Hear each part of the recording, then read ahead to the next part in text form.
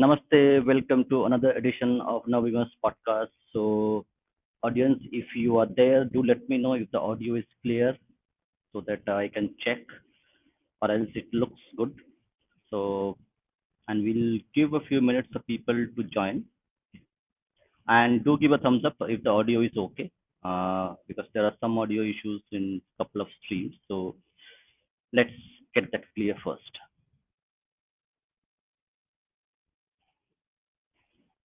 Okay, so there is no audio issue as such.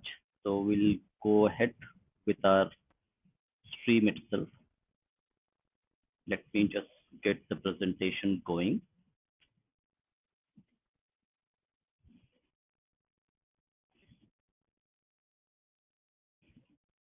Cool. Let's just get started. So as you can see from the title of this podcast, so we're going to talk about a book written by Neil Postman. Neil Postman was a kind of intellectual and a really knowledgeable man who wrote various books, especially on the intersection of technology, culture, and the way humans, us, interact with technology. And it's a very interesting book. I actually read the book a long time ago, but I thought, okay, this is something very interesting book that we should read and also discuss about it. So I'll give few minutes, 2 minutes more for people to join because I'm going to start a presentation. So I have a presentation created for people who are not familiar with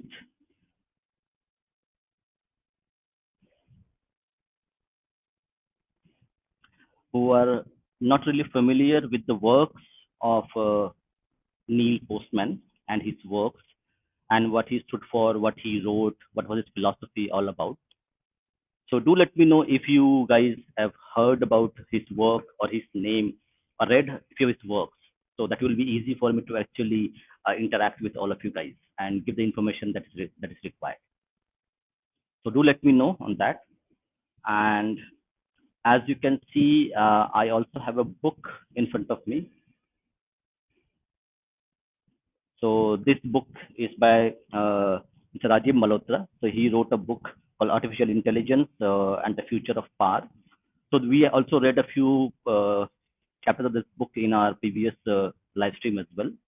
But on because we're going to talk about culture, technology, and human existence, this is a very interesting book that I would suggest everybody to go and read because it's a bit lengthy and a little bit difficult for normal users. But I think he discusses a lot of good points which relates to the Indian civilization and how the AI is going to. Could you please? Okay, volume. Thank you. Let me just see.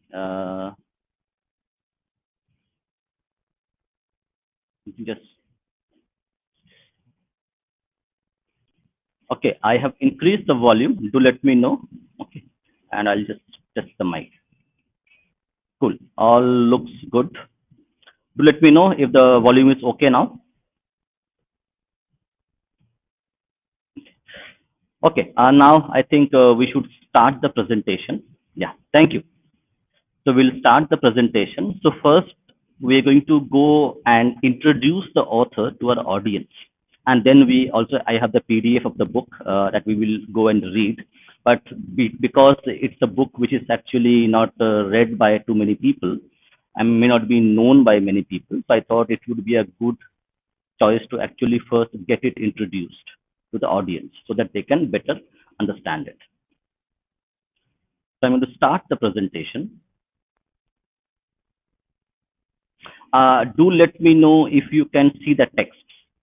It's pretty big, but it will zoom in. So the first part is Technopoly, the surrender of culture to technology, a critique by Neil Postman. So into uh, let me see. I think we need to go to yeah. So this is where we are now. We are going to go there. Introduction to Technopoly. Do let me know if you are able to view it properly. Okay, no, it will grow. It's a presentation, so you'll be able to see everything. Okay. So it will take just a little bit of time, but it will be there available to everybody. So I'm going to make it a full screen.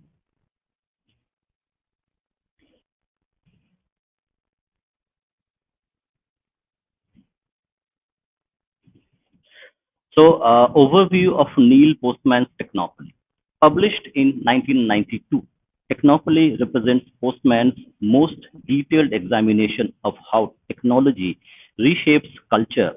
It, it critiques the omnipotence of technology, arguing that it has come to dominate not just actions but thoughts and processes. Historical context and significance. Postman builds on themes from previous works, notably Amusing Ourselves to Death. He sets the stage for understanding how technology has shifted from tool to a sovereign force dictating cultural norms and practices. And we will discuss them one by one. Central argument, Technopoly defined. Technopoly is characterized as a society that entrusts technology with overwhelming power over social institutions. In America, this phenomena marks a departure from cultural narratives as technology increasingly dictates value and norms. The social commentary, in a way. Postman's brief biography. Life and career highlights. Neil Postman, 1931 to 2003, was a prominent American cultural critic and media theorist. He served as a professor at New York University for over 40 years, where he founded the program in media ecology, influencing generations of students and scholars. Major works overview. Postman's major works include teaching teaching as a subversive activity, amusing ourselves to death, and technopoly. Each critically examines how media and technology influence thought, culture, and education, positioning him as a key figure in media ecology. Influence of Marshall McLuhan. Postman was significantly influenced by the Marshall by Marshall McLuhan, whose concept "the medium is the message" shaped Postman's belief about media's role in society. This framework informed Postman's critiques, particularly in assessing how technological mediums shape human experience. Stages of technological culture, stages of technological culture and cultural transformation. This is very important, just on this, because this is where we go to the crux of this argument. Tool using cultures. Early societies utilized tools to solve specific physical problems and express symbolic functions. These cultures maintained a harmonious integration where technology supported rather than disrupted cultural beliefs, as seen in the ancient Egypt and medieval Europe. Technocracies. In technocracies, tools become central to cultural thought process, influencing worldviews without completely replacing them. Societal narratives persisted, albeit under increasing pressure from emerging technological paradigms, particularly in the United States during 19th to mid 20th century. Technopolis. Technopolis epitomize a cultural state where technology governs all societal facets, diminishing the significance of traditional narratives. In this environment, technical calculations often dictates worth prevailing in the late 20th century America, means capitalism in general. Redefining core concepts.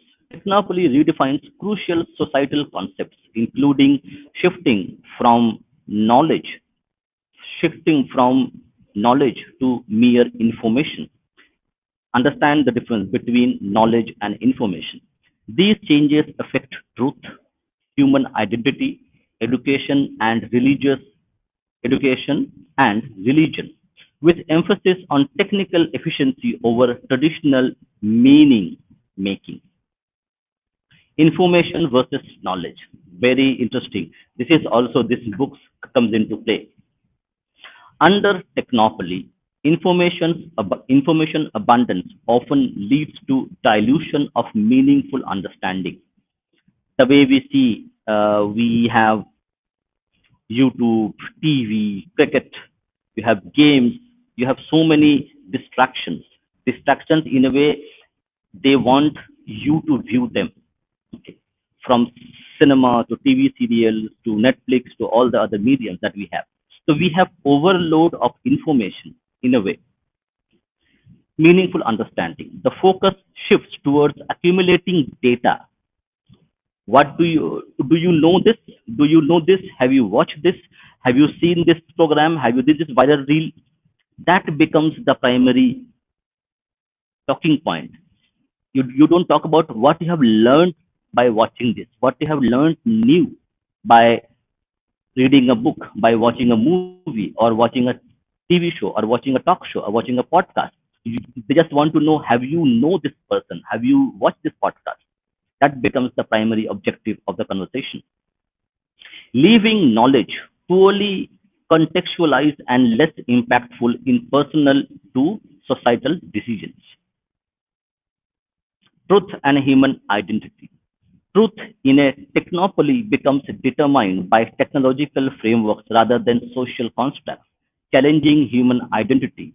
Individuals are increasingly perceived as complex machines, often reducing the essence of humanity to mere information process capabilities. Education and religion. Technology transforms education into technical training instead of cultural transmission. Very important this part. Technology transforms education into technical training instead of cultural transmission. Generally, in pre-industrialized societies, education was a means to actually transfer the knowledge from one generation to another generation.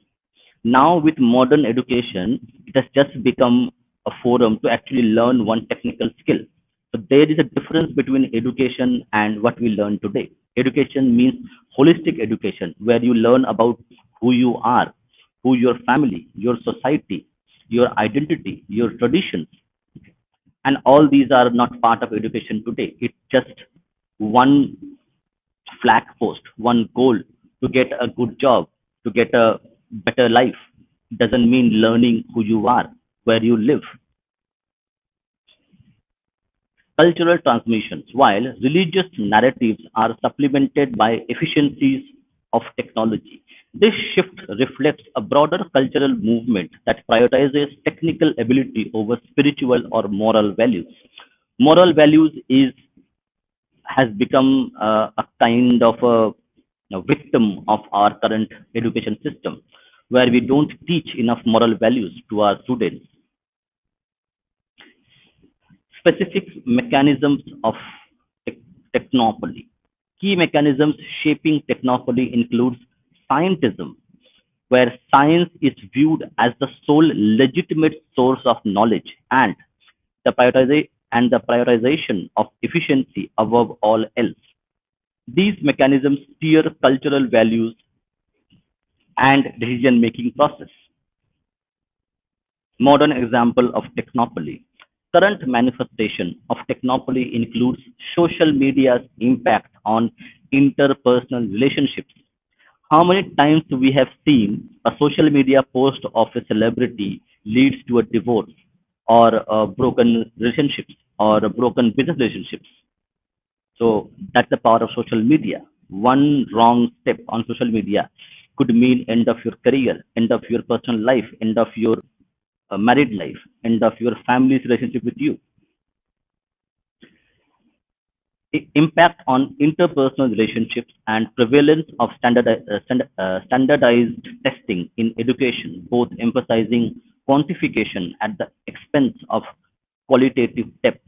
This showcases how Technopoly influences contemporary life. This is the end of presentation. So if you have any questions regarding this, do let me know.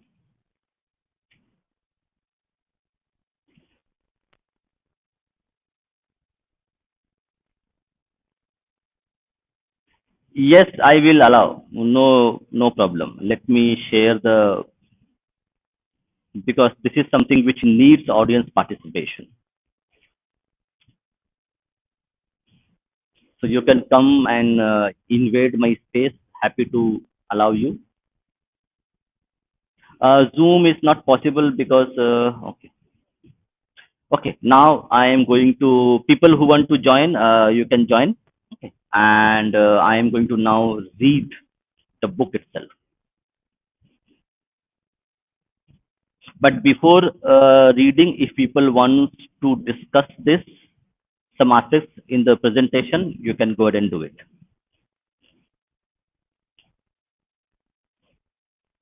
Hmm, interesting.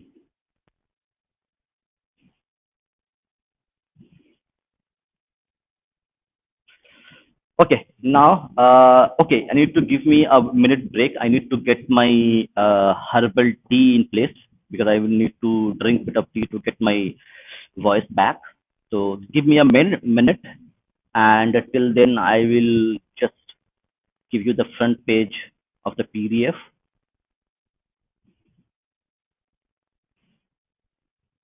You can read, and I'll be back in a minute.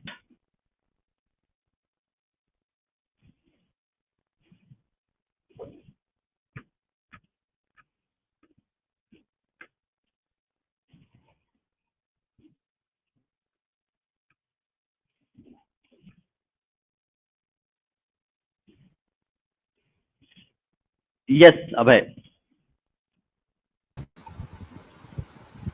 Namaskar, Dada. So yeah, I Namaskar. mean the yeah. So how you're doing? All good. I'm doing good.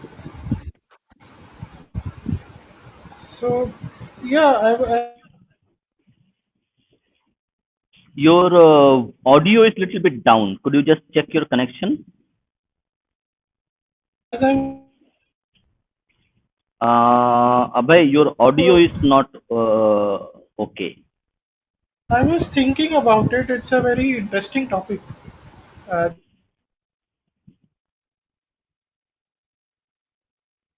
Abhay, Hello. yeah, your audio is breaking. So could you just check your connection? Yeah. So yeah, I'm audible, right? You are audible now. Go ahead.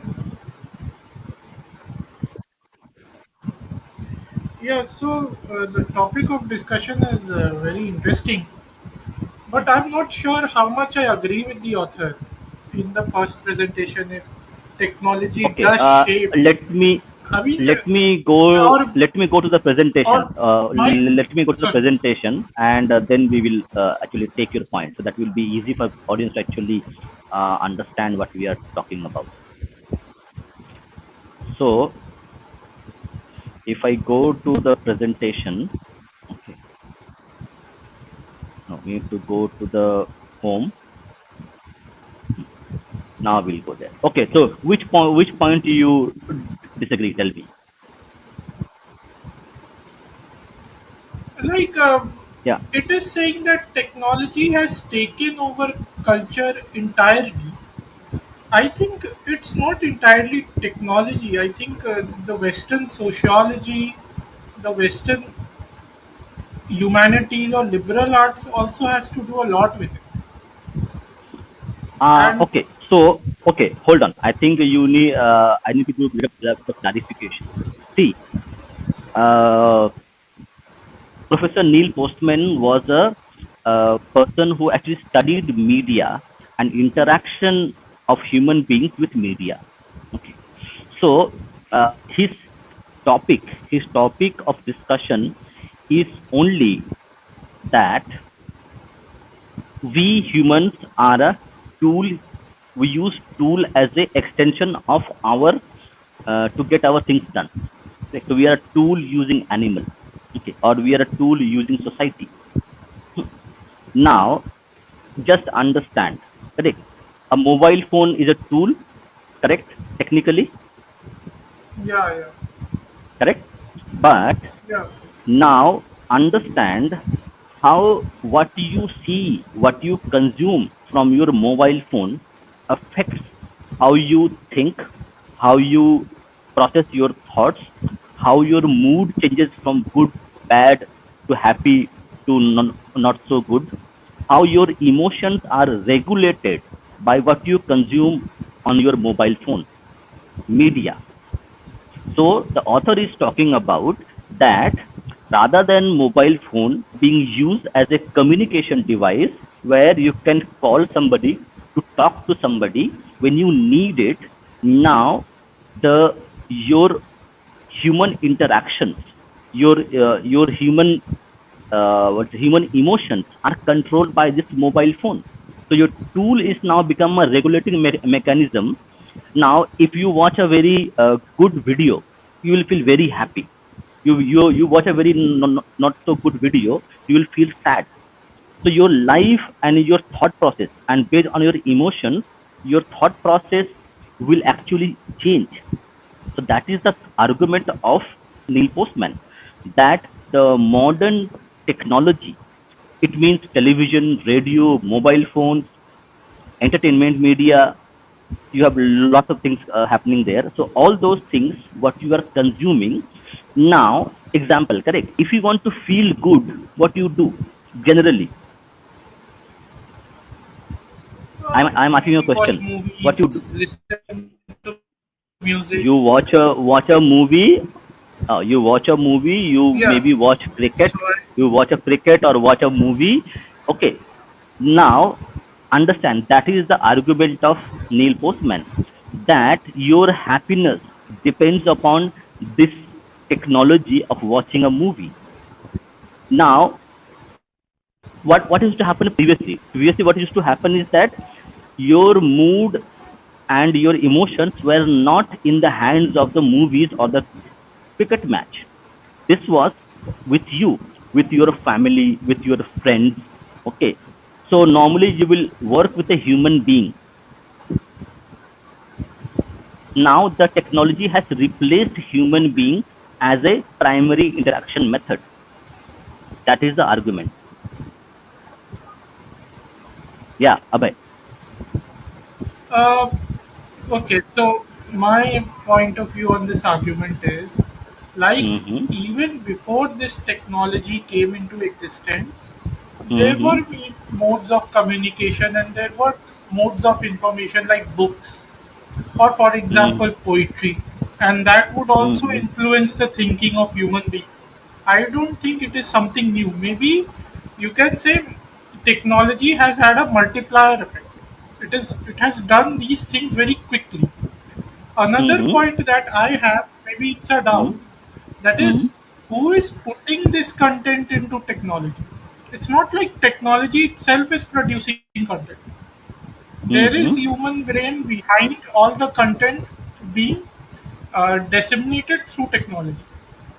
Mm-hmm. So my point is, has the technology made human intelligence or the Mm-hmm. the aspect of human the human aspect of life or interaction completely irrelevant or No, no, no. redundant?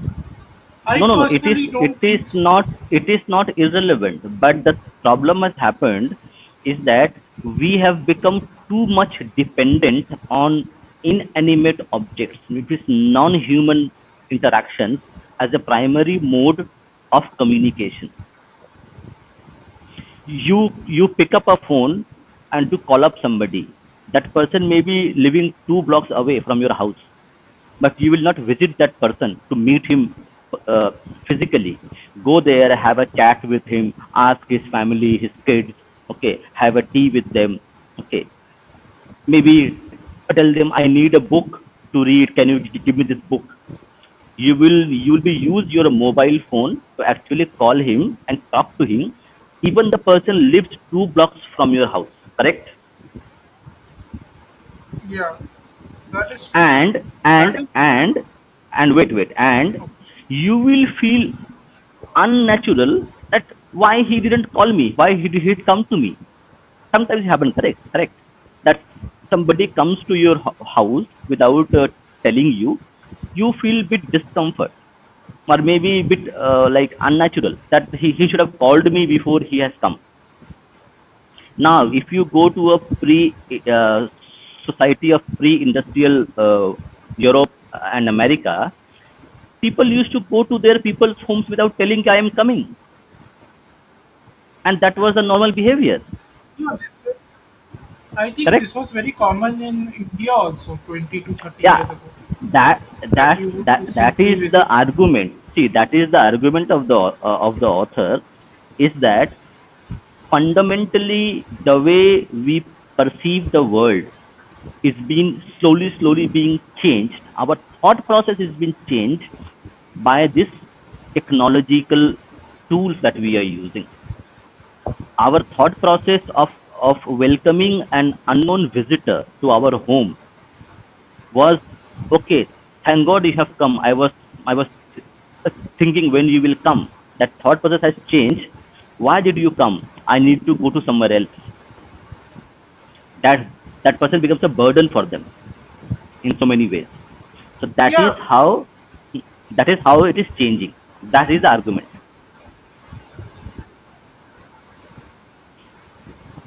yeah, but Yeah. my whole point was that I think it has changed. Uh, Human behavior has changed over history also. It's not a No, very. It's not human entirely a behavior modern human phenomenon. behavior human behavior has changed, but understand that correct example would be correct. So there is a difference which the author tries to actually emphasize, is that if I need to break, if I need to cut a tree and get the tree wood for building a house, only then I will take the axe and use the axe to cut the tree, use the wood, build a house. Then, so the axe is a tool which I decide when I want to use it. Correct? Yeah, Now, that is. can you say the same thing for your mobile phone? That I decide when I want to use it. Can you do this? If someone calls me, then not entirely, or someone messages me. No. I mean, do you decide that I will watch this video whenever I want to? Unconsciously you I will go and pick up your phone, pick up your phone, because the phone has become a kind of a slow dopamine release mechanism. I think you're referring to addiction, kind of an addiction where Not an uh, See, not an addiction. The argument is that the your normal behavior has been reversed. You would use an axe when you need it, correct? If you want to use an axe, you will only use the axe when you need it.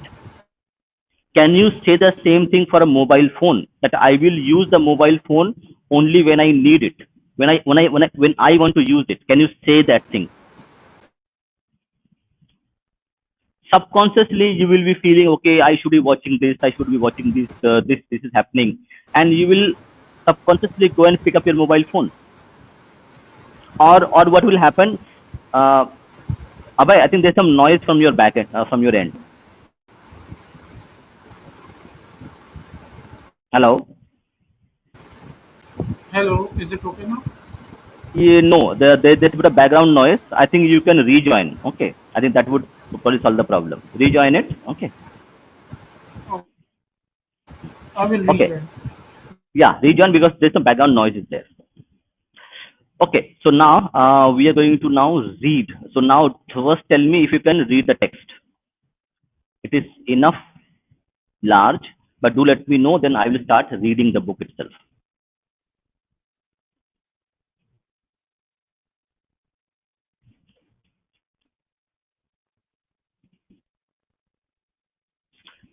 Okay, so now we are going to now and read the book.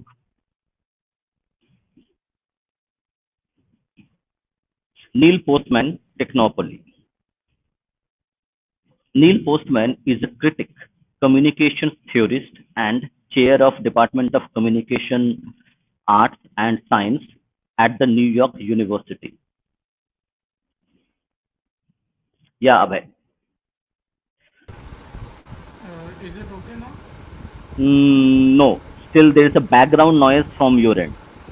Some kind of fan or something or noise. Is it okay now? It is very low volume. Can you speak little bit louder? Am I audible now? You are audible now. Your no, voice is much better now. Yeah, um, I think if we read more, we will understand his arguments better. But Hmm, hmm, from hmm, the hmm. presentation, I was like, I'm quite skeptical about this thing that technology will take over and all of that stuff. I think some people who control technology will have a greater say in how the world functions. But I'm not entirely sure that technology itself will take over. That's my point. Yeah, but we will read the book and then we will actually see what the author's argument is.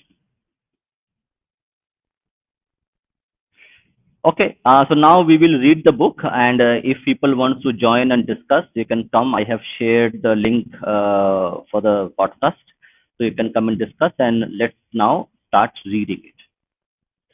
Neil Postman is a critic, communications theorist, and chair of the Department of Communications, Arts, and Sciences at New York University. In 1987, he was given the George Orwell Award for Clarity in Language by the National Council of Teachers in English. In 1989, he received the Distinguished Professor Award at the New York University. In the spring of 1991, he was he was Lawrence Lombard. He was a Lawrence Lombard visiting professor of the press and public policy at Harvard University. For 10 years, he was editor of etc., a journal of general semantics. His 17 previous books include Teaching as a Subversive Activity with Charles Winger, uh, Wingartner, The Disappearance of Childhood, Amusing Ourselves to Death, and Conscious, uh, conscious Objections.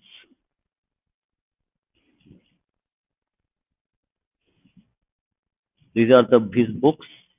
Technopoly, okay.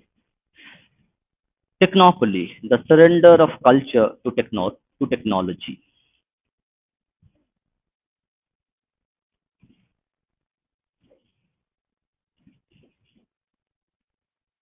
Hmm.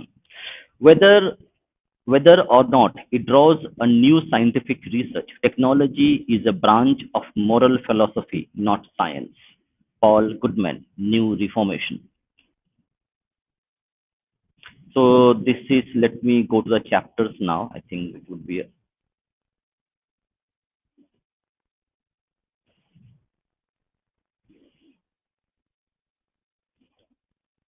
so we'll go to the first chapter itself. Chapter 1. This is in introduction. In 1959, Sir Charles Snow published The Two Cultures and the Scientific Revolution, which was both the title and the subject of the Reed lecture he had given earlier at Cambridge University. The lecture was intended to illuminate what Sir Charles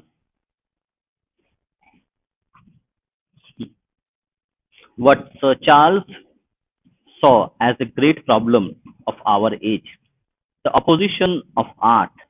the opposition of art and science, or more precisely, the the implacable hostility between literary intellectuals, sometimes called humanists, and physical scientists.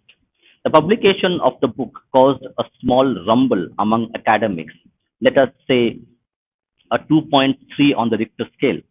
a small earthquake.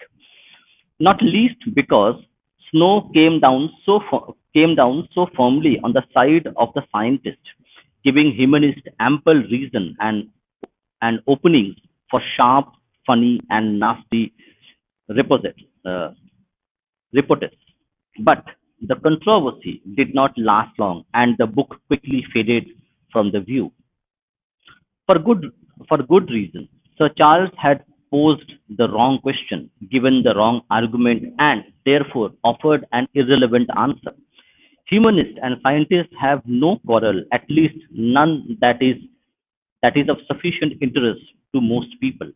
Nonetheless, nonetheless, to snow, to snow, to snow must go some considerable credit for noticing that there are two cultures, that they are in a fierce opposition to each other, and that it is necessary for a great debate to ensue about the matter. Had we had he been attending less to the arcane dissatisfaction of those who dwell in faculty clubs and more to the lives of those who have never been in one. He would surely have seen that the argument is not between humanists and scientists, but between technology and everybody else. This is not to say that everybody else recognizes this. In fact, most people believe that technology is a staunch friend. There are two reasons for this. First, technology is a friend. It makes life easier, cleaner, longer.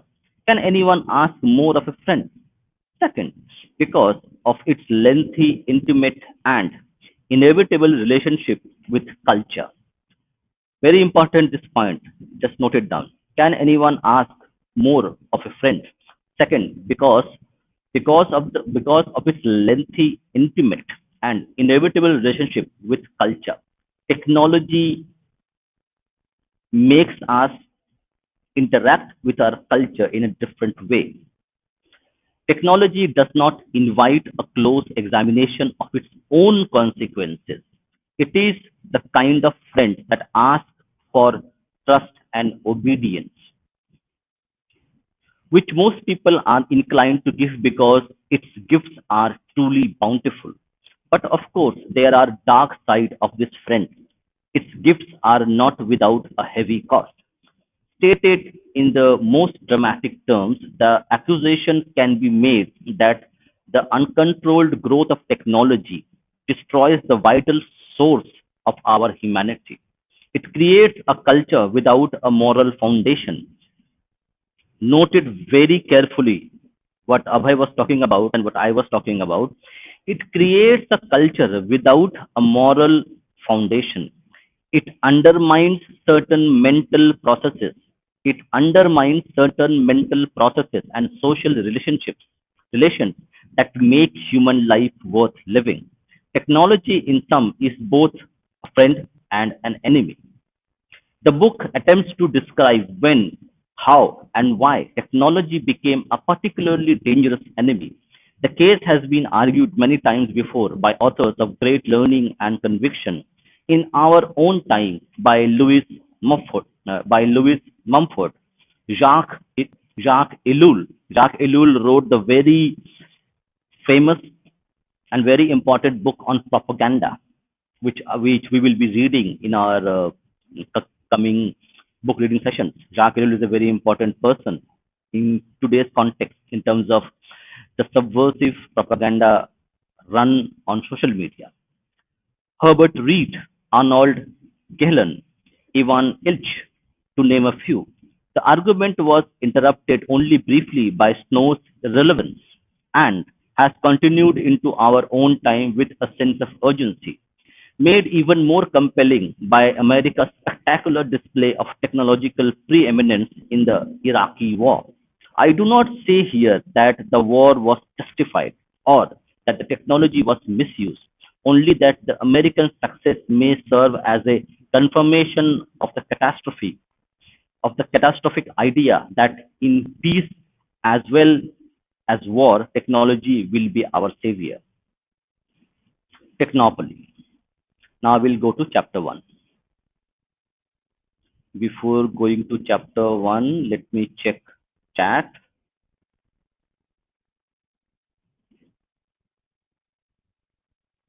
Yes, Milton Friedman, yes.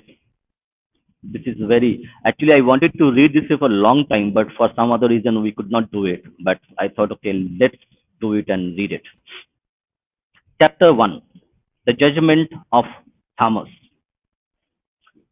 The Judgment of Thomas. You will find in Plato's Phaedrus a story about Thomas, the king of a great city of Upper Egypt. For people such as ourselves who are Thoreau's, Thoreau's phrase, to be fools of our, to be tools of our tools. A few legends are more instructive than this. The story, as Socrates tells, tells it to his friend Phaedrus, unfolds in the following way. Thomas once entertained the god Theus, who was the inventor of many things, including number, calculation, geometry, astronomy, and writing.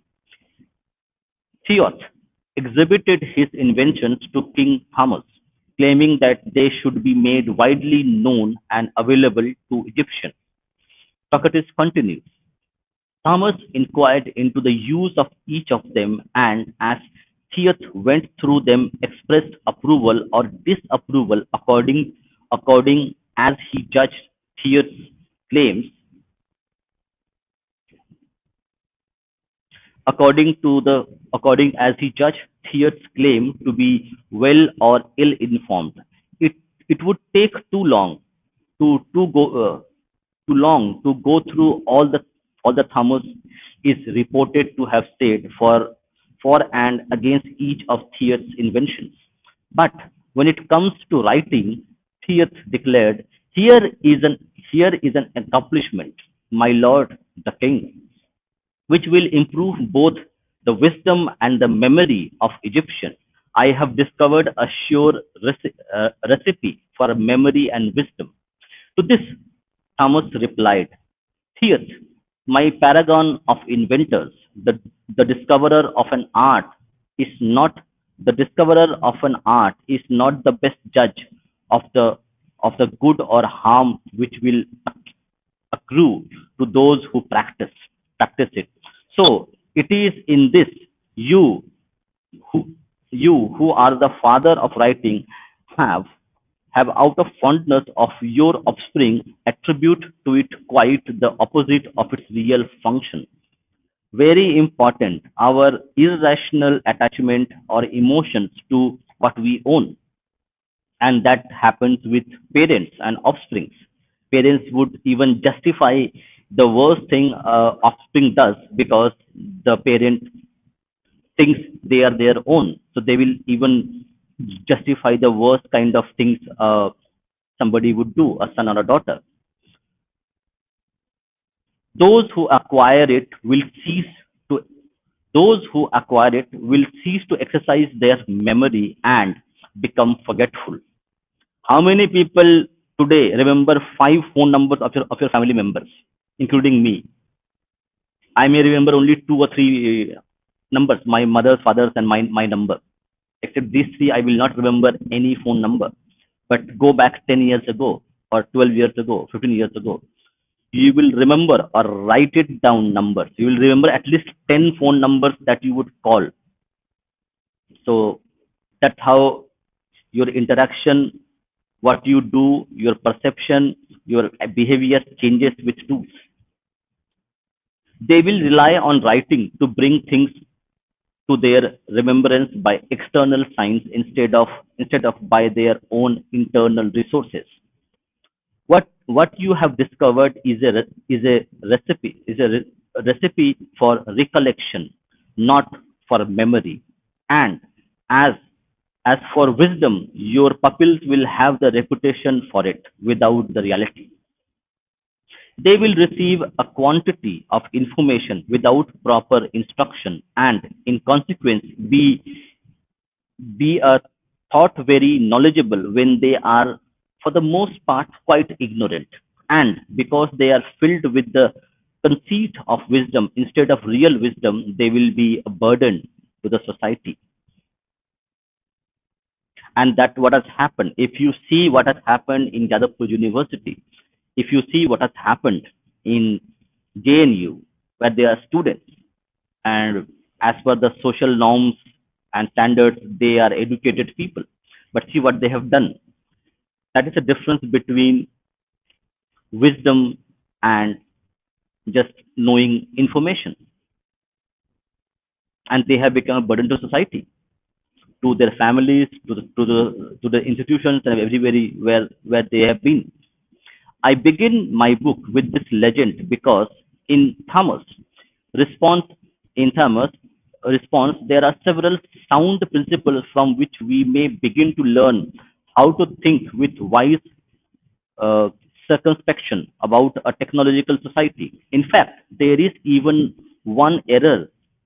In fact, there is even one error in the judgment of Thomas, from which we may also learn something of importance.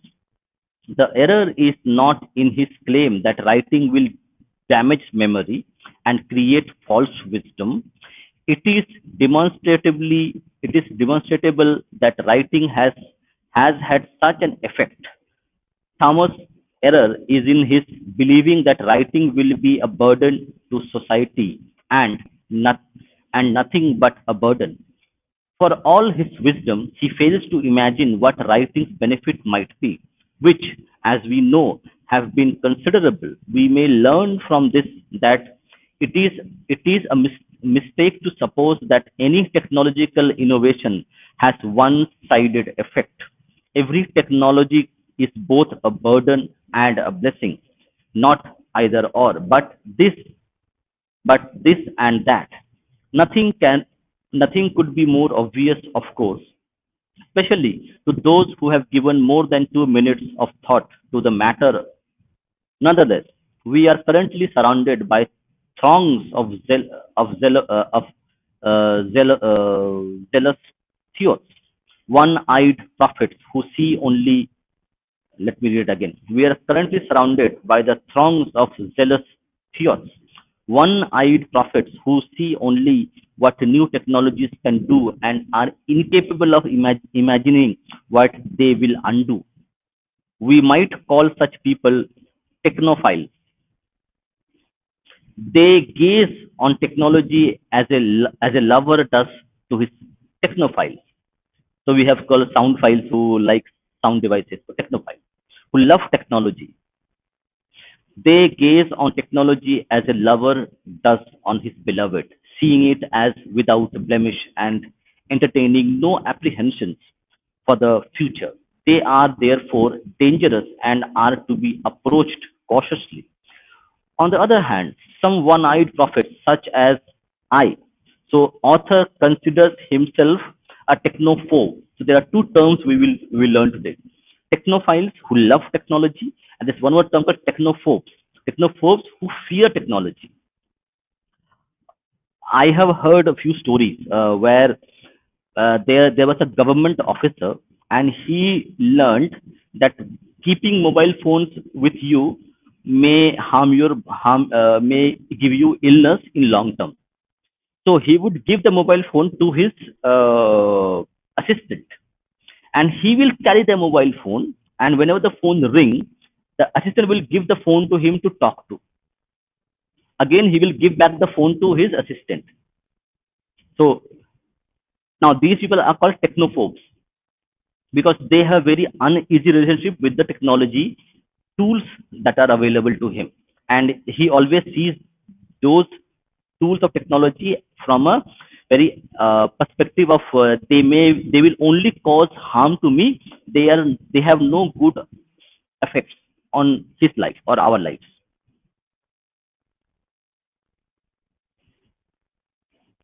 On the other hand, some one-eyed prophets such as I, so I am accused, are inclined to speak only of burdens in the manner of farmers, and are silent about the opportunities that new technologies make possible.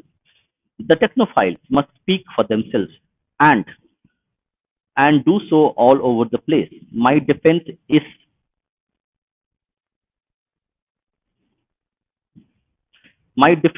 that a dissenting voice is something needed to moderate the din made by enthusiastic multitudes. If one is to err, it is better to err on the side of Thamusian skepticism. But it is an error, but it is an error nonetheless. And I might note that, with the exception of his judgment on writing, Thamus does not repeat this error. You might notice on reading the legend that he gives arguments for and against each of Hewitt's inventions, for it is inescapable that every culture must negotiate with technology, whether it does so intelligently or not. A bargain is struck in the which a bargain is struck in which technology gives and technology take away. The wise know this well and are rarely impressed by dramatic technological changes and never overjoyed.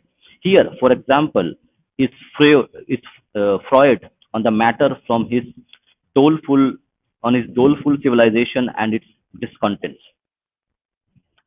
One would like to ask, is there any is there then no positive gain in pleasure, no unequivocal increase in my feeling of happiness, if I can, as often as I please, hear the voice of a child of mine who is living 100 miles away, or if I can learn in the shortest possible time after a friend has reached his destination that he has come through the long and difficult voyage unharmed? Does it mean nothing that medicine has succeeded in enormously reducing infant mortality and the danger of infection for women in childbirth, and indeed in considerably lengthening the average life of a civilian man? Freud knew full well that technical and scientific advances are not to be taken lightly, which is why he begins this passage by acknowledging them, but he ends it by reminding us of what they had undone. Okay, somebody has, yeah, Abhay, you want to say something? Okay, okay, let's continue reading until Abhay wants to speak.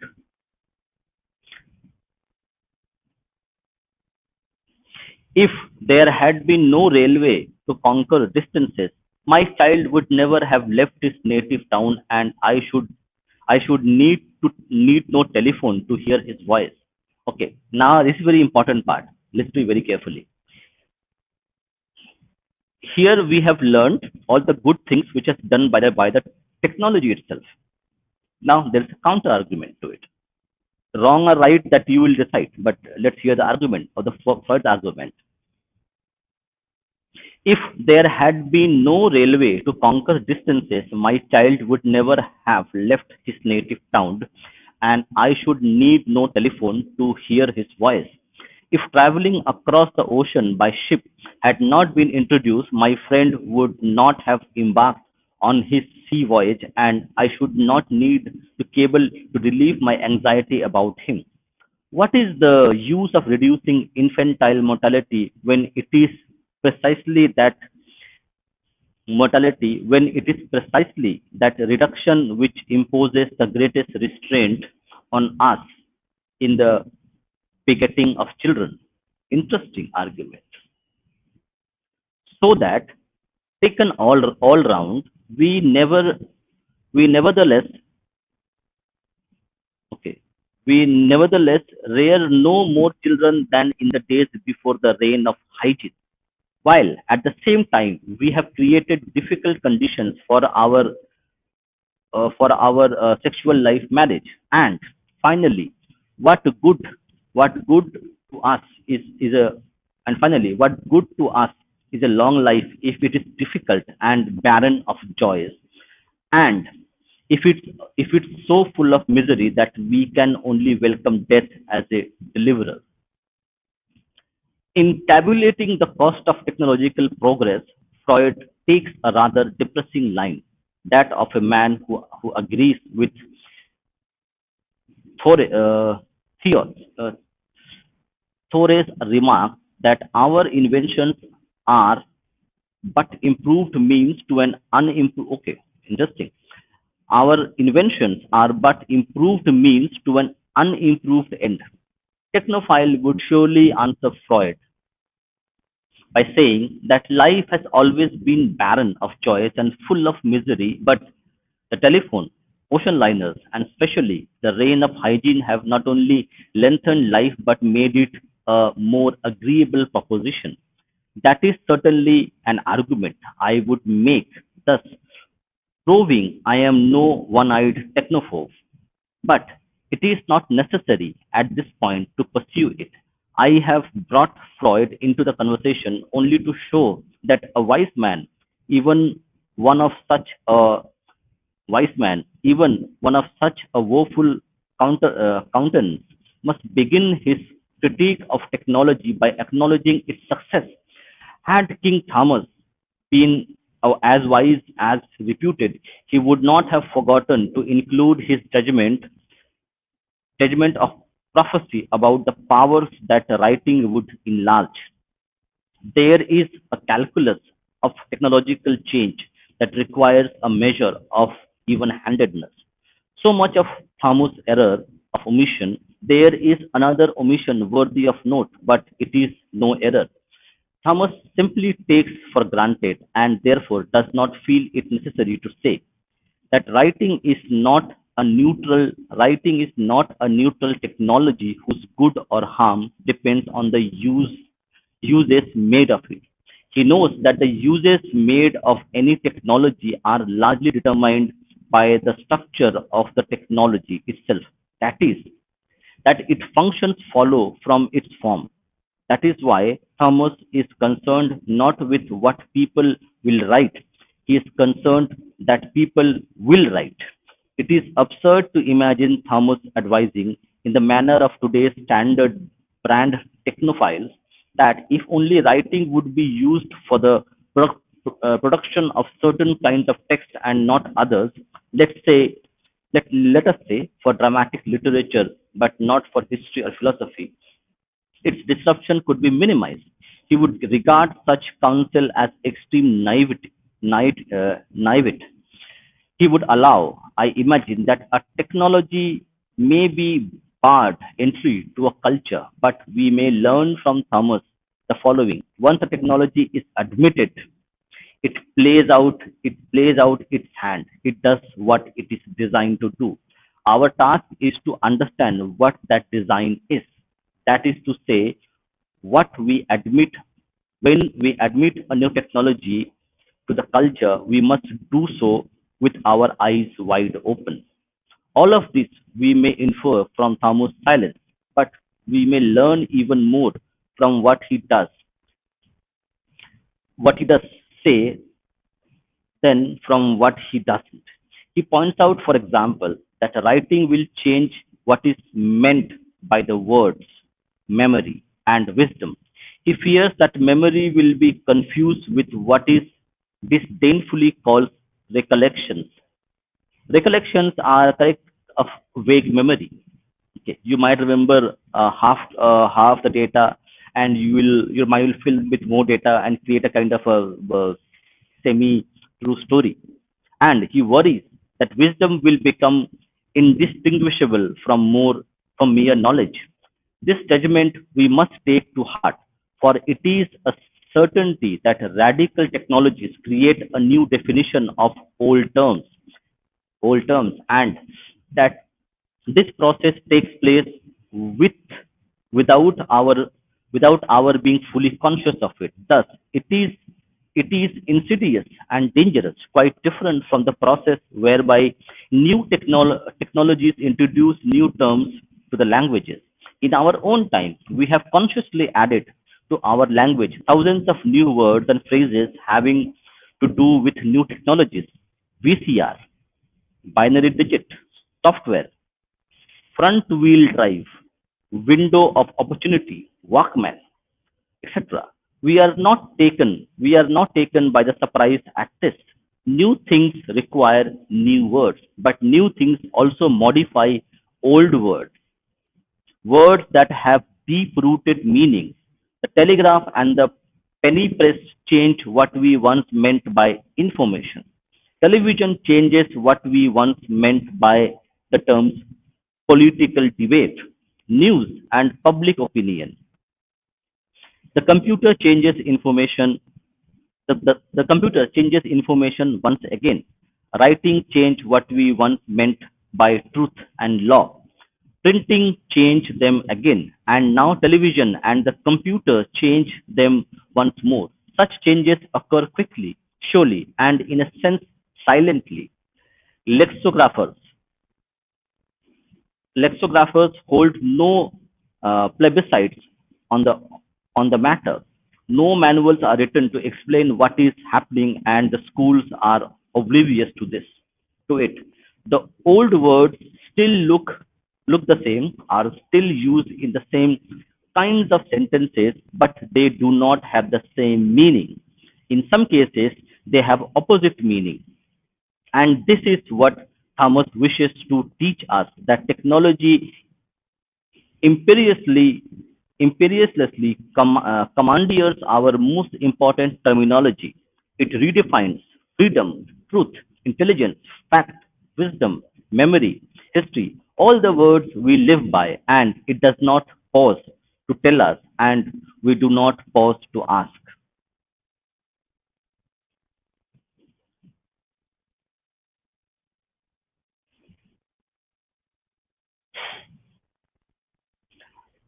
Okay, let's read. It's really interesting. The, this fact about technological change requires some elaboration, and I will return to the matter in the latter chapter. Here, there are several more principles to be mined from the judgment of Thomas that require mentioning because they presage all, and I will write about. For instance, Thomas warns that the pupils of youth will develop an undeserved reputation for wisdom. He means to say that those who cultivate competence in the use of new technology become an elite. Very interesting. He means to say that those who cultivate competence in the use of new technology become an elite group that are granted undeserved authority and prestige by those who have no such competence. There are different ways of expressing the interesting implications of this fact. Harold Innis, the father of Harold Innis, the father of modern communication studies, repeatedly spoke of the knowledge monopolies created by important technologies. He meant precisely that Thomas had in mind. Those who have control over the workings of a particular technology accumulate power and inevitably form a kind of conspiracy against those who have no access to the specialized knowledge made available by the technology. In his book, The Bias of Communication, Innes provides many historical examples of how a new technology busted up a traditional knowledge monopoly and created a new one presided over by a different group. Another way of saying this is that the benefits and deficits of a new technology are not distributed equally. There are, as it were, winners and losers. It is both puzzling and poignant that on many occasions the losers, out of ignorance, have actually cheered the winners, and some still do. Let us let us take as an example of the case of television. In the United States, where television has taken hold more deeply than anywhere else, many people find it a blessing, no, not least those who have achieved high paying, gratifying careers in television as executives, technicians, newscasters, and entertainers. It should surprise no one that such people, forming as they do a new knowledge monopoly, should cheer themselves and defend and promote television technology. On the other hand, and in the long run, television may bring a gradual end to the careers of school teachers, since schools school was an invention of the printing press and must stand or fall on the issue. Now, how such importance the printed word has. For, for 400 years, school teachers have been part of the knowledge monopoly created by the printing, and they are now witnessing the breakup of that monopoly. It appears as if they can do little to prevent the breakup, but surely there is something pervasive about school teachers being enthusiastic about what is happening. Such enthusiasm always calls to my mind an image of some turn of the century blacksmith who not only sings the praise of the automobile but also believes that his business will be enhanced by it. We know now that his business was not enhanced by it, it was rendered obsolete by it, as perhaps the clear-headed blacksmith knew what could they have done, weep or nothing else. We have a similar situation in the development and spread of computer technology. For here, too, there are winners and losers. There can be no disputing that the computer has increased the power of large scale organizations like the armed forces or the airline companies or banks or tax collecting agencies. And it is equally clear that the computer is now indispensable to high level researchers in physics and other natural sciences. But to what extent has computer technology been an advantage to the masses of people, to the steel workers, vegetable store owners, teachers, garage mechanics, musicians, bricklayers, dentists, and most of the rest into whose lives the computer now intrudes. Their private matters have been made more accessible to powerful institutions.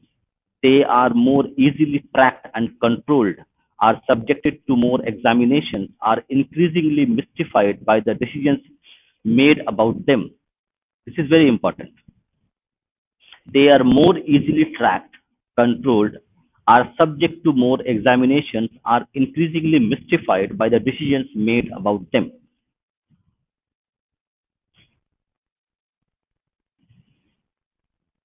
Okay, are often reduced to mere numerical objects. They are inundated by junk mail. They are easy targets for advertising agencies, political organizations. The schools teach their children to operate computerized systems instead of teaching things that are more valuable to children. In a world, almost nothing that they need happen to the losers, which is why they are losers. It is to be expected that the winners will encourage the losers to be enthusiastic about computer technology. That is that is the way of the winners, and so they sometimes tell the losers that with personal computers, the average person can balance a checkbook more neatly, keep better track of receipts, and make more logical shopping lists. They also tell them that their lives will be conducted more efficiently, but discreetly they neglect to say from whose point of view the efficiency is warranted or what might be its costs. Should the losers grow skeptical, the winners dazzle them with the wondrous feats of computers, almost all of which have only marginal relevance to the quality of the losers' life, but which are nonetheless impressive. Eventually, the losers succumb in part because they believe, as Thomas prophesies, that the specialized knowledge of the masters of the new technology is a form of wisdom.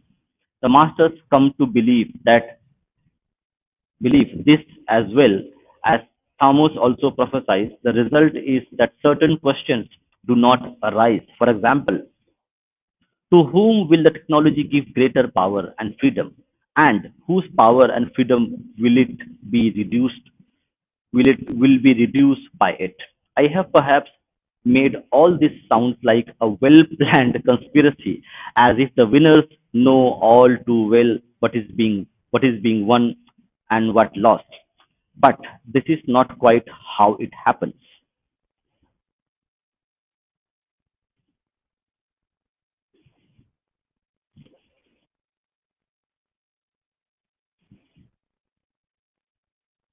For one thing, in cultures that have a democratic ethos, relatively weak traditions, and a high receptivity to new technologies, everyone is inclined to be enthusiastic about technological change, believing that its benefits will eventually spread evenly among the entire population, especially in the United States, where the lust for what is new has no bounds. Do we find this childlike conviction most widely held?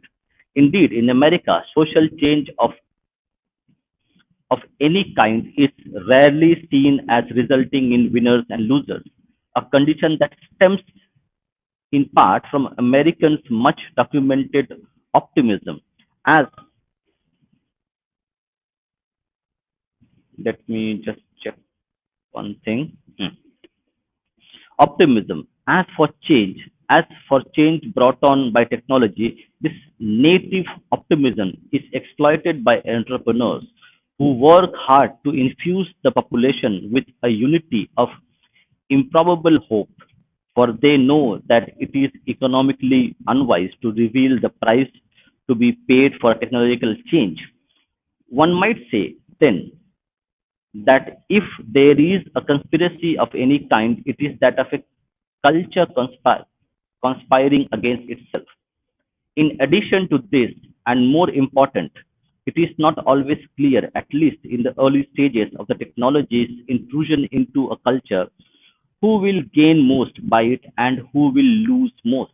This is because the changes wrought by technology are subtle, if not downright mysterious. One might even say widely unpredictable. Among the most unpredictable are those that might be labeled ideological. This is this is the sort of change Thomas had in the mind when he warned that writers will come to rely on external signs instead of their own internal resources, and that they will receive quantities of information without proper instruction. He meant that new technologies change what we mean by knowing and truth. They alter those deeply embedded habits of thought in which give to a culture its sense of what the world is like, a sense of what is natural order of things, of what is reasonable, of what is necessary, of what is inevitable, of what is real. Since such changes are expressed in change meanings of old words, it will hold off until later discussing the massive ideological transformation now occurring in United States. Here, I should like to give only one example of how technology creates new conceptions of what is real and, in the process, undermines the older conceptions. I refer to the seemingly harmless practice of assigning marks or grades to the answers students give on examination. This procedure seems so natural to most of us that we are hardly aware of its significance. We may even find it difficult to imagine that the number or letter, hmm, hmm, imagine the number or letter is a tool or, if you will, a technology, still less that when we use such a technology to judge someone's behavior, we have done something peculiar. In point, in point of fact, the first instance of grading students' papers occurred in Cambridge University in 1792 at the suggestion of a tutor named William Farish. who no one knows much about William Ferris. Not more than a handful have heard of him, and yet his idea that a quantitative value should be assigned to human thoughts was a major step towards constructing a mathematical concept of the reality. If a number can be given to the quality of a thought, then the number can be given to the qualities of mercy, love, hate, beauty, creativity, intelligence, even sanity itself. When Galileo said that the language of nature is written in mathematics, he did not mean to include human feelings or accomplishments or insight, but most of us are now inclined to make these inclusions. Our Our psychologists, sociologists, and educators find it quite impossible to do their work without numbers. They believe that without numbers they cannot acquire or express authentic knowledge. I shall not argue here that this is a stupid or a dangerous idea, only that it is peculiar. What is even more peculiar is that so many of us do not find the idea peculiar. To say that someone should be doing better work because he has an IQ of 134, or someone is a 7.2 on a sensitivity scale, or that this man's essay on the rise of capitalism is an A and that man's is a C plus, would have sounded like gibberish to Galileo or Shakespeare or Thomas Jefferson. If it makes sense to us, that is because our minds have been conditioned by the technology of numbers so that we see the world differently than they did. Our understanding of what is real is different, which is which is another way of saying that embedded in every tool is an ideological bias, a, a predisposition to construct the world as thing rather than another, to value one thing over another, to amplify one sense or skill or attitude more loudly than other. This is what Marshall McLuhan meant by his famous aphorism. Aphorism: the medium is the message. This is what Marx This is what Marx meant when he said discloses man's technology discloses man's mode of dealing with the nature and creates the conditions of intercourse by which we relate to each other. It is what Wittgenstein Wittgenstein is a famous philosopher. It is what Wittgenstein meant when in referring to our most fundamental technology. He said that language is not merely a vehicle of thought but also the driver. Language as a technology. And it is what Thomas wished the inventor Theot to see. This is, in short, an ancient and persistent piece of wisdom, perhaps most simply expressed in the old adage, in the old adage that to a man with to a to a man with a hammer, everything looks like a nail. Without being too literal, we may extend this truism. To a man with a pencil, everything looks like a list. To a man with a camera, everything looks like an image. To a man with a computer, everything looks like data. And to a man with a grade of sheet, everything looks like a number. But such prejudice, uh, prejudice, but such prejudice are not prejudice are not always apparent at the start of a technology's journey, which is why no one can safely conspire to be a winner in technological change. Who would have imagined, for example, whose interest, whose interest and what worldview would be ultimately advanced by the invention of the mechanical clock? The clock had its origin in the Benedictine monasteries of the 12th and 13th centuries. The impetus behind the invention was to provide a more or less precise legal, precise regulatory to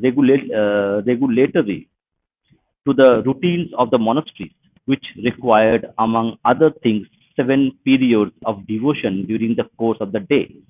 The bells of the monastery were to be rung to signal the canonical hours. The mechanical clock was the technology that could provide precision to the rituals of devotion, and indeed it did. But what the monks did not foresee was that the clock is a means is is not merely keeping track of hours but also of synchronizing and controlling the actions of men. And thus, by the middle of the 14th century, the clock had moved outside the walls of monastery and brought a new and precise regularity to the life of workman and merchant. The mechanical clock, as Louis Mumford wrote, made possible the idea of regular production, regular working hours, and a standardized product. In short, without the clock, capitalism would have been quite impossible. The paradox, the surprise, and the wonder are that the clock was invented by men who wanted to devote themselves to rigorously to God. It ended as a technology of greatest use to men who wished to devote themselves to the accumulation of money. In the eternal struggle between God and Mammon, the clock quite unpredictably favored the latter. Unforeseen consequences stand in the way of all those who think they see clearly the direction in which a new technology will take us.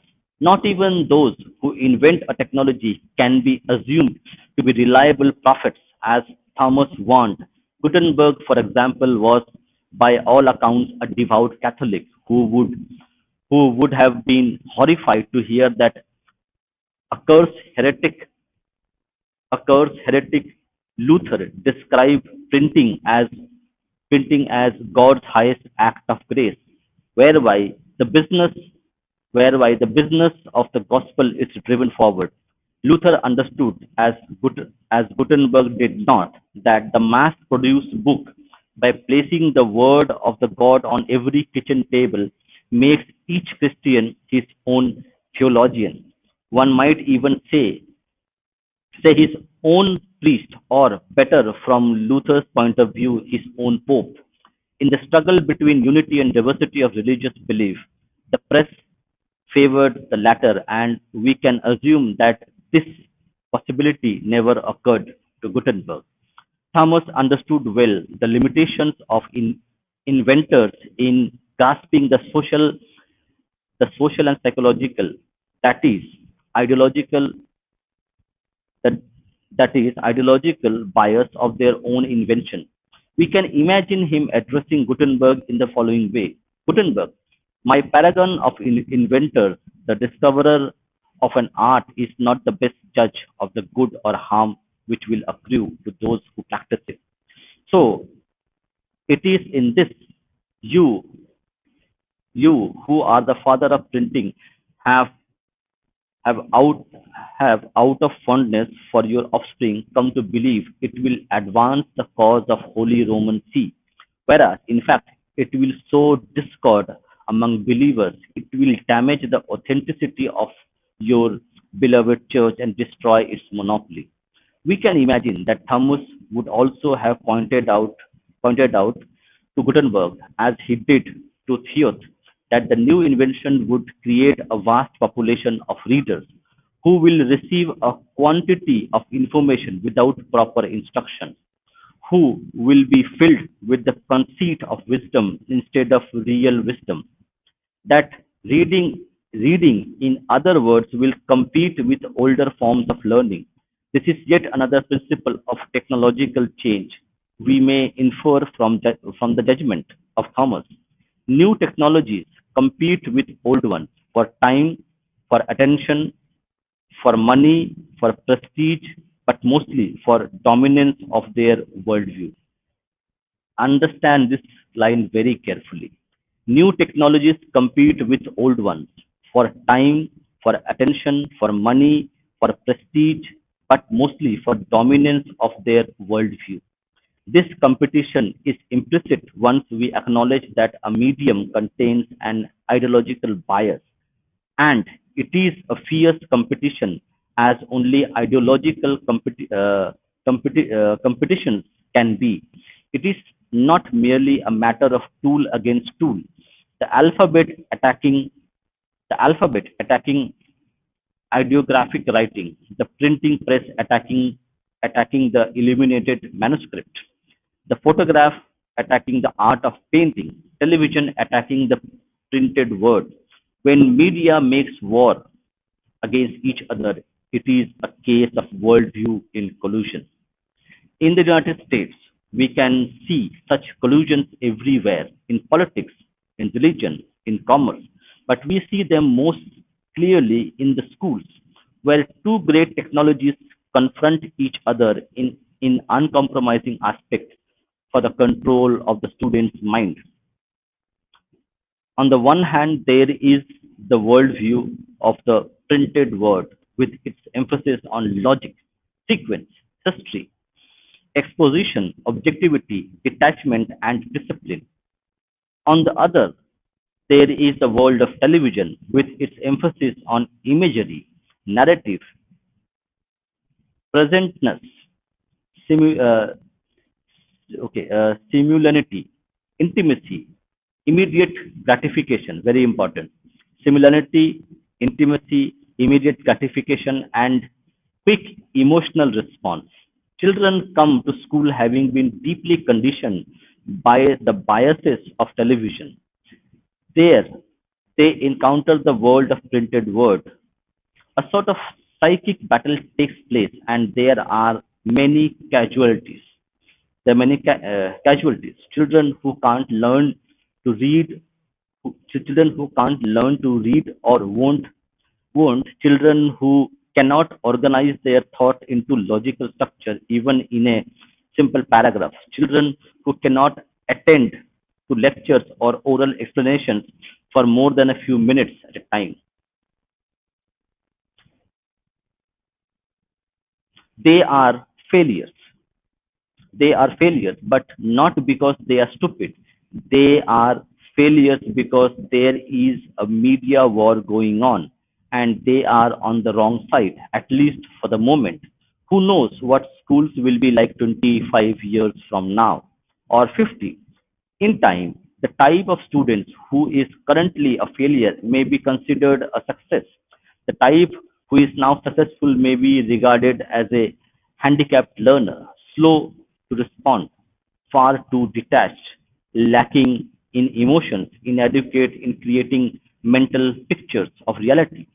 Consider what Thomas called the conceit of wisdom, the unreal knowledge acquired through the written word, eventually became the preeminent form of knowledge valued by the schools.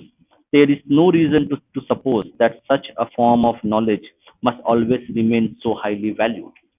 To take another example, in introducing the personal computer to the classroom, we shall be breaking 400-year-old truce between the Gregorian, okay, uh, Gregorian, Gregorianness and the openness fostered by orality and the introspection and isolation fostered by the printed word. Orality stresses group learning, cooperation, and a sense of social responsibility, which is the context within which Thomas believed proper instructions and real knowledge must be communicated. Very important.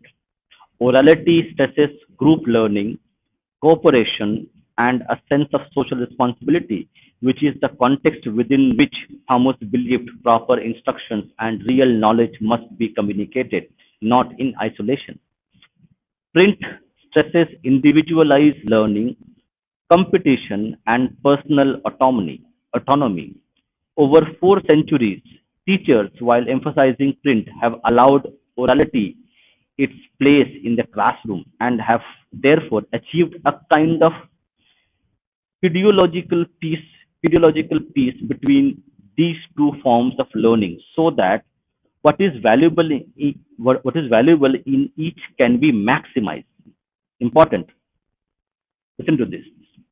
So that what is valuable in each can be maximized. Now comes the computer carrying a new the banner of private learning and individual problem solving. Will the widespread use of computers in the classroom defeat once and for all the claims of communal speech? Will the computer raise egocentrism to the status of virtue? These are the kinds of questions that technological change brings to mind when one grasps, as Thomas did, that technological competition technological competition ignites total war, which means it is not possible to contain the effects of a new technology to a limited sphere of human activity. If this metaphor puts the matter too brutally, we may try a gentler, kinder one. Technological change is neither and this is very important. Technological change is neither additive nor subtractive.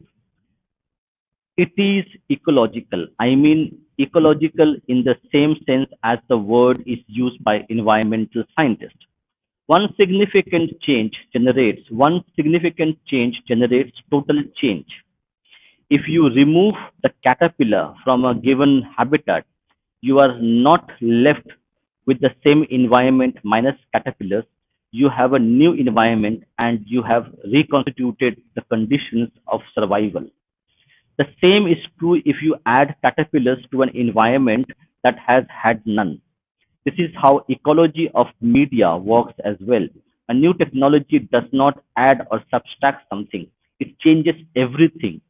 In the year 1500, 50 years after the printing press was invented, we did not have old Europe. We did not have old Europe plus printing press. We had a different Europe. After television, the United States was not America plus television.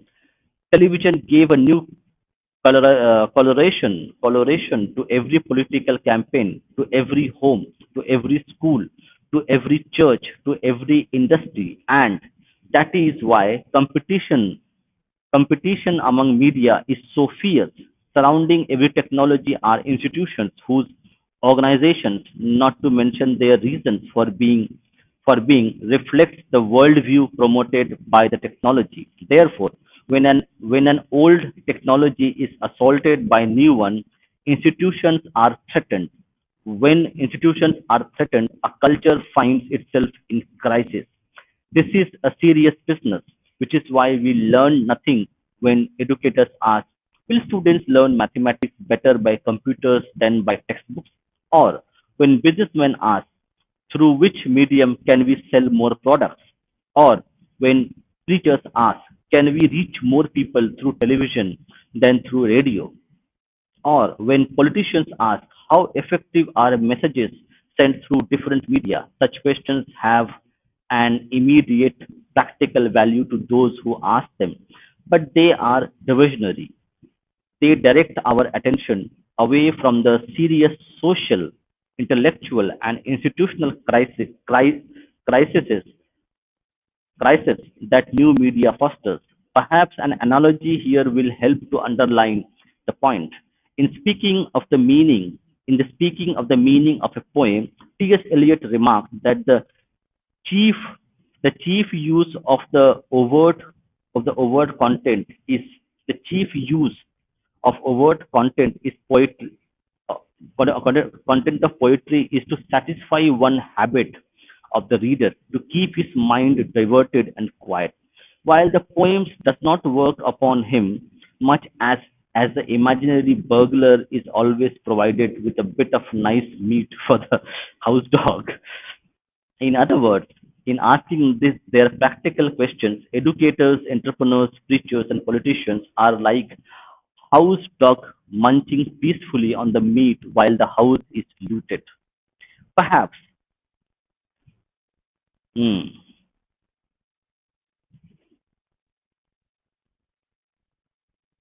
in other words, asking their practical questions, educators, entrepreneurs, preachers, and politicians are like house dog munching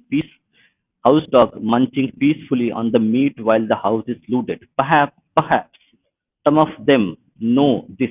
Perhaps some of them know this and do not especially care. After all, a nice piece of meat offered graciously does does take care of the problem, does take care of the problem where the next meal will come from. But for the rest of us, it cannot be acceptable to have the house invaded without protest or at least awareness.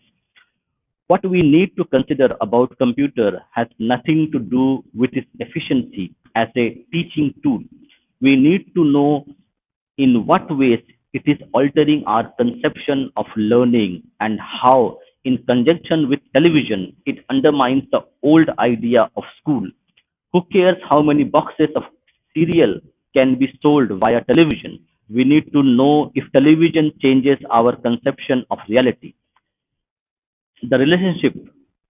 The relationship of the rich to the poor, the idea of happiness itself.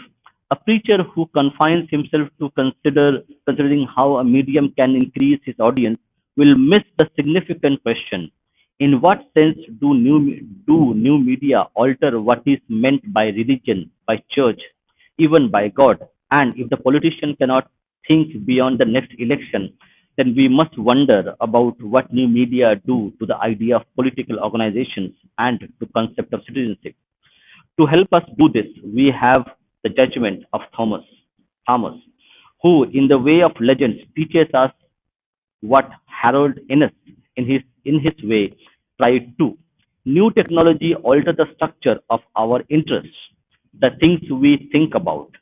They alter the character of our symbols, the things we think with, and they alter the nature of community, the arena in which thoughts develop. As Thomas spoke to Innis across the centuries, it is essential that we listen to their conversations, join in, and revitalize it. For something has happened in America that is strange and dangerous, and there is only a dull, even stupid awareness of what it is, in part because it has no name. I call it Technopoly. Okay, we will pause our reading for today. So we will read the chapter two maybe in our next reading session. Okay. And in the meanwhile, let's see if people want to talk or want to join the conversation. Uh, yes, Abhay. Yeah, a very interesting book and very interesting points raised. But Hmm. I think the author is in some ways, the author is applying a level of socialism or Marxism in technological context because some of Okay, the points he I'll put pause you. forth. Okay, I'll pause you here. See, now understand where the author is coming from because you know what communism is, what is bad is about communism, okay, and what bad impact it had on communism because you already know it and you hear the new idea which Neil Postman is giving you. Your thought process is very different from mine because you know communism, so you will compare it with communism because it has some similar ideas. Okay, that is where the author is coming from. That technology will alter the way you think, the way you behave, the way you perceive, the way you see reality around you. That is very important, and that is the precisely message of the. Do read the book. Like the book is freely available. You can buy the book as well if you want to buy the book. It's a very nuanced argument, and the author is writing in 1980s. I think 1990 he wrote it. But He's living. He lived in 1980s and beyond, 70s. So he's writing his life experience in 1990s when computers just came in and became part of the business and schooling environment. So you need to understand that where his thought process is coming from, what are his observations, what are his contemplations, and why he thinks. See, his argument is very nuanced that any new technology, it will have some good effects, some bad effects. Okay, as a society, as an individual, I should be aware that if I am using my mobile phone now, I should guard against the addictive power of the mobile phone, but still use the mobile phone to communicate to my family, to my friends, or as of now, we have telemedicine. You can use a mobile phone, use an app, and call a doctor or have a video conference with the doctor. So the author is saying very nuanced thing that you use technology, So, but use it with awareness, use it with full understanding its good and bad aspect of it. Yes. no, I understand what the author is saying, but what I am saying is some of the arguments that he has made against technology is very leftist. That's what I'm saying. I would like you to hear me out completely Yeah. because that way I Yeah. will Yeah. get Go to ahead. Go ahead. No explain problem. what I'm saying. Go ahead. Go Because ahead. you cut me off in between, I understand what you're saying. What I was saying is that technology has not benefited everyone equally, and he's presenting it as a drawback of technology. Now, you can give the same argument about capitalism also, but at the end of the day, technology has improved the lives of people, even people from the bottom of the social strata. We let's say the people who uh, developed YouTube, okay, are the ones who are dominating YouTube. But aren't we also getting the benefit of YouTube that we are discussing this topic today with each other? Same with Yes. cars. The people who dominate the technology of cars, of course, have made a lot of money and have a lot of power in the society. But we are also getting the benefit of public transport. We can commute efficiently, more quickly. It makes us more productive. So this is where I have a difference of point of view with the author. I know where he's coming from, and some of his points, like reduction in human interaction, since the introduction of computers and internet and smartphone, is a very valid point that he has raised. Especially the development of telecommunications has reduced human interaction. But now I am seeing that people are realizing that telecommunication cannot overcome the impact that it has on your mind when you directly communicate with a human being in their presence.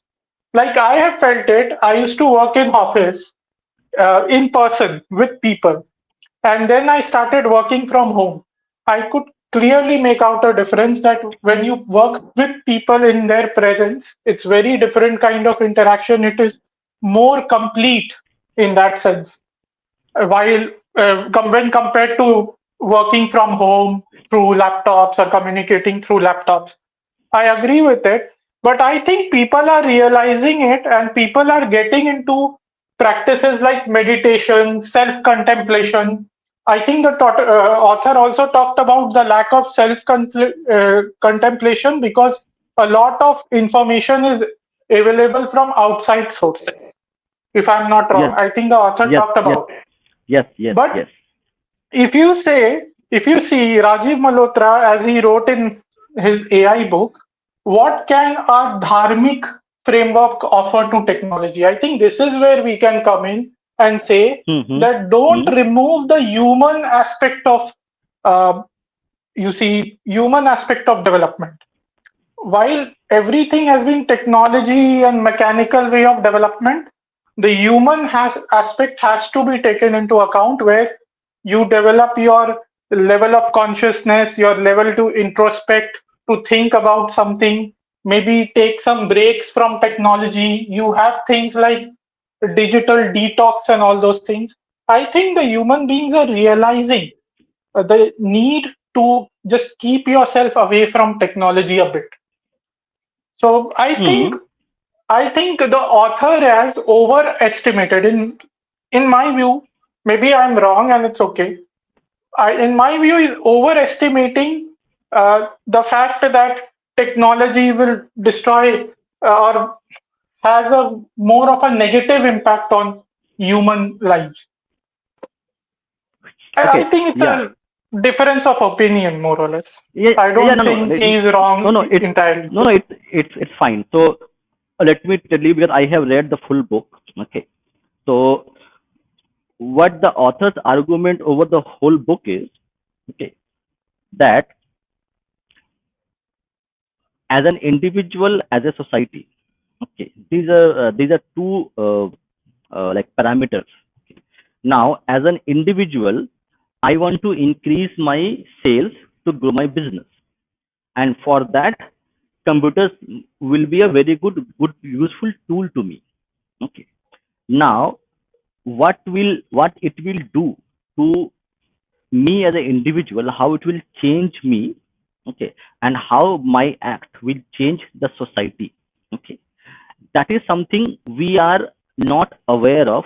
That is where the author comes and says, you correct in one paragraph he mentions that they in when the printed books were actually available in abundance, the oral learning, okay, the communal learning took a back seat, and books were given to every student to read. So now it became an individual learning, but schools also encourage group learning. So there was a truce where the individual learning was invented, and it had some good merits. It improved education, and also the combination of the old method of learning via orally, learning via group activity, learning via activity of interaction with each other and with cooperation. So these two methods have their own good and bad things about it. Now that old schooling system found a balance to actually get best of both the worlds. Now that is a kind of truce which was there for 400 years. Then when computers and television came, it broke the truce. So as you mentioned that with the advent of social media, technology, computers, it had a very bad disruptive effect on human ecology. Okay, from our thoughts to our eating habits to the way we interact with our other human beings. Now, as you mentioned, that now we are realizing that okay, it is not doing too good to me as an individual or to other society. Now, I need to find a balance. The author's point is that it happens too late, that when he mentioned the ecology, that if you introduce a caterpillar into an environment, the caterpillar will change the environment completely. You cannot undo it. You cannot undo the environment. Once you remove the caterpillar from an ecology, the ecology is a new ecology, and now you cannot again go back to the old ecology. So it will destroy some fundamental aspect of that ecology, and with that you will lose some good, and also you will gain some good things about it. The author says that we as individuals, we as society, needs to be aware of the good and bad aspect of it, and then go ahead and use it. Unfortunately, what happens that these new technologies, these new methods and processes which are there, they are entering our psyche, our thought process, our lives, our society under the radar, and we don't realize that we have been changed completely. And when we have changed, we realize, okay, I have changed, but now you cannot go back. So he is saying the society to just be aware of it so that you can utilize the good aspect of it and you can minimize the bad effect of it. Yeah, this is absolutely correct. If that is what the author wants to say, Hmm. while I would still say I disagree with some of his criticisms of Yeah, yeah, technology, yeah. Hmm, but hmm, overall, hmm, his point, what you said about the author, because I have not read the book, I am speaking from hmm, whatever I have heard. hmm, hmm. So I think his points are valid that we need to think before we go ahead with a technology, and maybe we need some checks and balances on technology such that um, the ecology of human existence is not disturbed to a point where it becomes destructive for the human civilization. At the end of the day, technology should not be the means, should be the means to an end, not the end itself. Because that is, we all should not live in the pursuit of technology. Instead, technology should be an enabler for a better existence of humans. I Yes. think that So is what he's trying to say. yes. And So what? another, Hmm. Hmm. Yeah, what he says is that we should not be a technophobe. We should not be a technophile. We should be in between, where we can actually gain maximum good for ourselves and for our society by being in the middle of it, not being at the extreme of it. Being technophobe is not good for us as a human being, not good as a society, and being technophile itself is not good. Okay. Buying a 1 lakh rupees, buying a two and a half lakh rupees iPhone just because your friend has it by taking a loan is not good for society, not good for a human being. yeah, I mean, you have to see how you will use the technology as well. What is the use of that technology, whether it is useful for you or not. I think that is a judgment call that every human being needs to take, and that comes with a lot of practice and value cultivation and all of that. Uh, another, I have a question that he Hmm. was talking about the ideology of technology. So, Hmm. my question is, could if you can you give an Hmm. example of what is Hmm. the ideology of a technology? I think today we might don't have a time to actually because it will be another 1 hour discussion. But I have taken note, so I will go through and get more of the arguments and also a bit of a description and comparisons, examples, and maybe we will discuss this in our next reading because that itself will be an hour long dis- discussion with examples. Okay, okay, Hmm. then Anyway, I yeah, we don't. can do Yeah, it in the next week. yeah, because actually that will be again a very long discussion happening, and that will require a little bit of more knowledge and understanding because I have read the book long time ago. Again, I have to reread the book and find out a bit more of it. But yes, thank you, Abhay, for joining, and thank you for your insightful comments and opinions. Really appreciate it. Okay. And we Mm. don't see any questions because it's considered a bit uh, difficult book for many people who have not read it, we don't know about it. So I will request people to go ahead and if you want to go and read the book, even buy the physical books. It's available on every platform. Just type Neil Postman and you will get it. I'll put the link also in the podcast description as well, description, so you can get it. So for as of now, thank you for your time. Thank you for people who are joining, for listening, and see you in our next reading session. And we also have a couple of podcasts coming in from Wednesday onwards. So we'll see you then. Thank you. Bye bye. Thank you for having me on your stream, Dada. Bye Bye bye. bye.